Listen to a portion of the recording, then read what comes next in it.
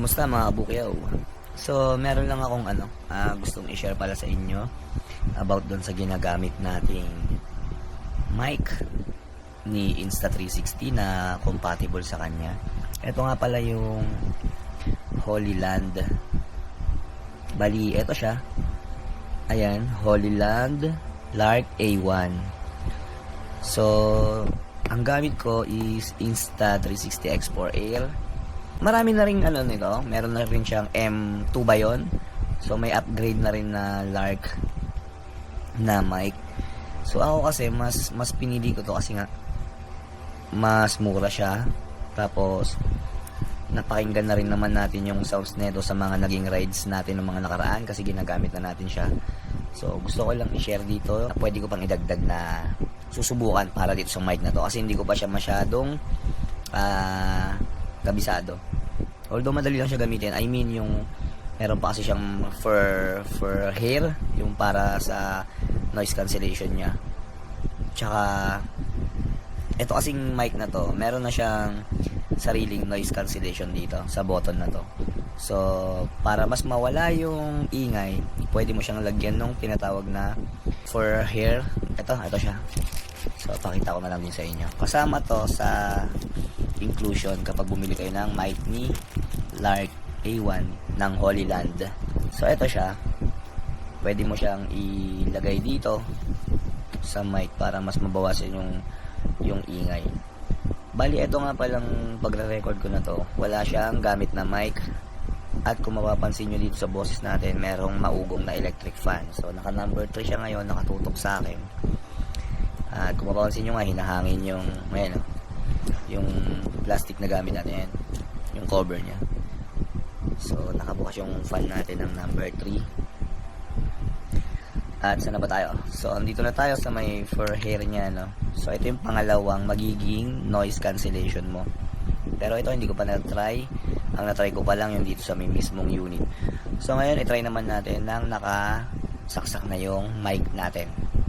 So, try ko na muna isaksak. Nagkulay green na siya kasi nakaset ko ng naka-noise cancellation. So, open ko muna yung blue.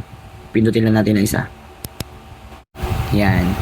Ito yung mic mo pag wala kang noise cancellation. Yan. Nakakulay blue siya.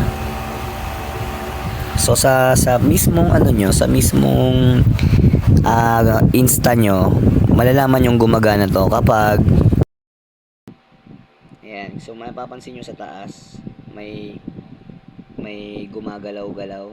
Yan, yung kulay green. Yan, nasa taas yung gumaganong-ganon. Yan. So, yan yun. Ibig sabihin, nagre-record at gumagana yung mic nyo. Huwag nyo lang pansinin kung bakit mabilis mamatay yung Insta kasi nakaset talaga yan.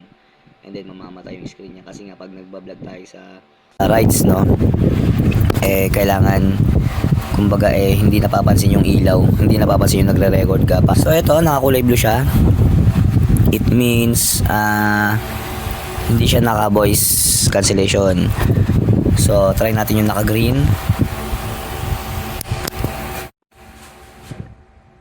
Ayan, kulay green na siya. So same pa rin, naka-open pa rin yung fan. Number 3 pa rin yan.